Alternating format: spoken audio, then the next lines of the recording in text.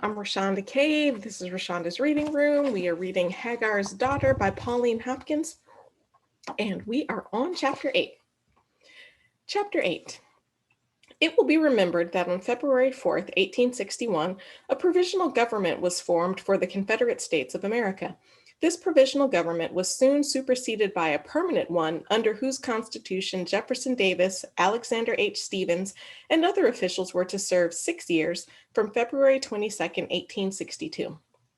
A peace Congress composed of delegates from 20 states held a session for 3 weeks at Washington in February 1862. In March same year, a commission also went to the capital city to negotiate for a settlement of difficulties, but all those overtures failed. Being called to Washington as a leading delegate with power to help settle all these great questions that were then agitating the country, St. Clair, Ensign, and Walker decided that it would be best to close the hall, leaving Isaac, Aunt Henny, and Marthy in charge of the house, and take the rest of the hands to Washington, where so many rich and influential men would congregate from the most southern parts of the country that they would be assured of quick sales and large profits.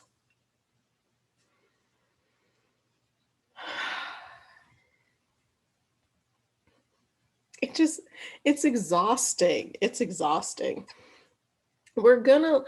We trust these slaves to be in charge of our home while we're gone, so we can take the others of the slaves to this new country we're starting, because we demand to be free to do all the things we want to do, which includes holding slaves and then sell said slaves as your act of freedom. I am free. I can enslave others. It's maddening and exhausting.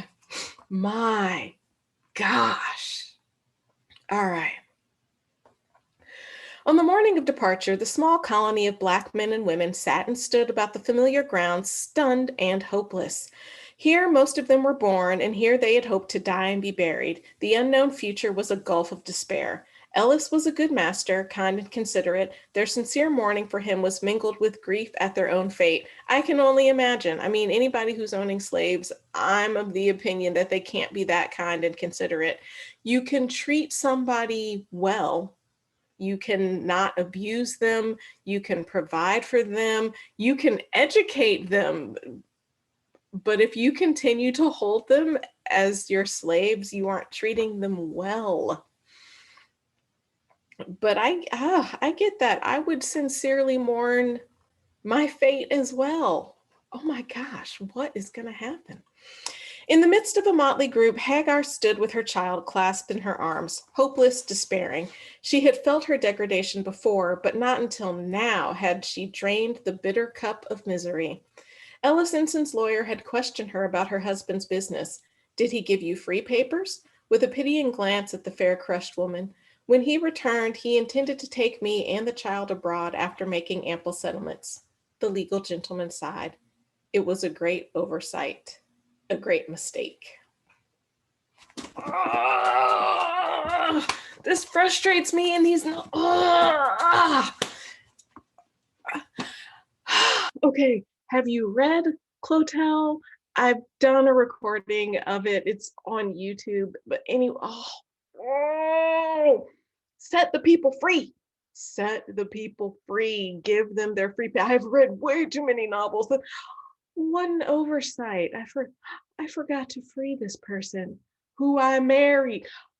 Now, in what's his name's defense, he didn't realize his wife was a slave. Like, that's in Clotel, completely knew she was a slave. But anyway, here he didn't realize she was a slave when they got married, when they had a baby, like none of that. But the second he found out was the second he should have manumitted her.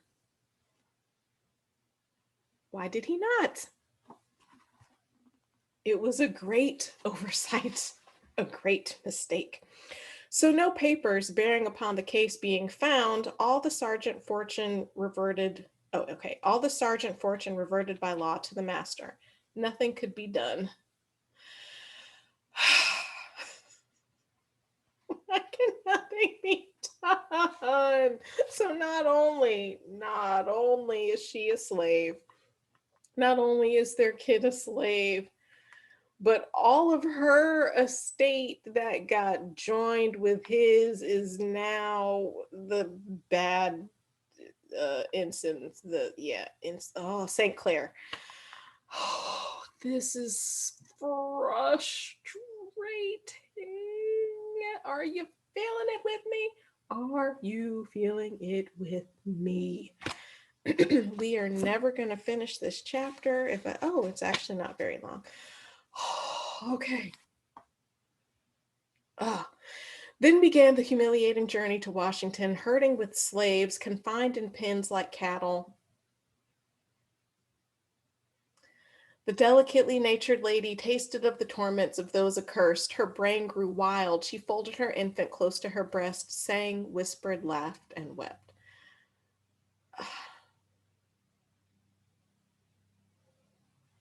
Herding with slaves, confined in pens like cattle. You don't treat people like that. Upon reaching the private slave pen, a number of which then disgraced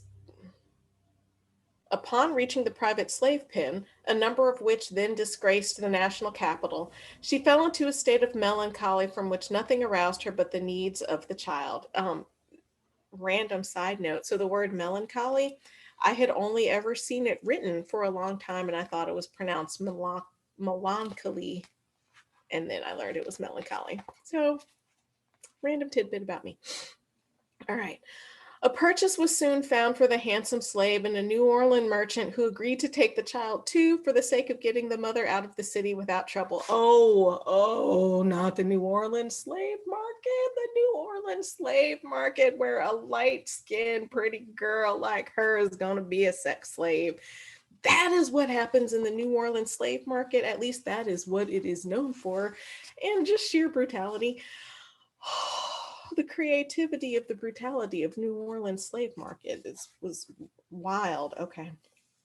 And yeah, take the kid too, because otherwise she would be lamenting, I'd been leaving my child, and what I want you to do is to leave quietly with me. Oh, my heart hurts. At the dusk of the evening previous to the day she was to be sent off, as the prison was being closed for the night, Hagar, with her child closely clasped in her arms, darted past the keeper and ran for her life. It was not far from the prison to the long bridge which passes from the lower part of the city across the Potomac to the forests of Arlington, Heights. Thither, you don't read that word every day. Thither the fugitive directed her flight. The keeper by this time had recovered from the confusion incident to such a daring and unexpected attempt. He rallied his assistants and started in pursuit. On and on she flew, seeming tireless in her desperate resolve. It was an hour when horses could not be easily obtained. No bloodhounds were at hand to run her down. It was a trial of speed and endurance.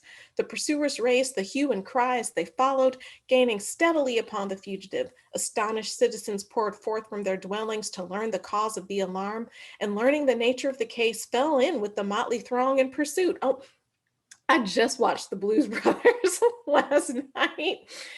And that just made me think of the scene where police officers and neo-Nazis and like a Western band, like everybody is hot on the heels of the Blues Brothers. And this is interesting, like the law is following them, and then just the crowd of people are like, what's going on? Let's follow.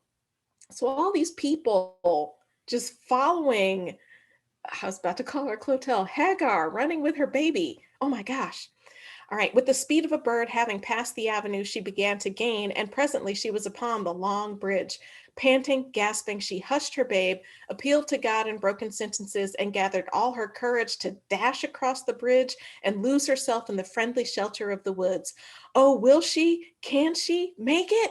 Already her heart began to beat high with hope. Courage! She had only to pass 3/4 of a mile more and all would be well. The woods would shelter her, night would cover her and save her. Just as the pursuers passed the draw, they beheld 3 men slowly approaching from the Virginia shore. They called to them to help arrest the runaway slave. As she drew near, they formed a line across the bridge to intercept her. Now the panting woman, hard pressed on every side, suddenly stopped. She looked wildly and anxiously around to see if all hope were indeed gone. Far below the ridge rolled the dark waters, sullen, angry, threatening. Before and behind were the voices of the profane, inhuman monsters into whose hands she must inevitably fall. Her resolution was taken. She kissed her babe, clasped it convulsively in her arms, saying, "Alas, poor innocent, there is one gift for thee yet left for your unfortunate mother to bestow. It is death. Better so than the fate reserved for us both." Then she raised her tearful, imploring eyes to heaven as if seeking for mercy and compassion, and with one bound sprang over the railing of the bridge and sank beneath the waters of the Potomac River. To be continued. Woo! Until next time.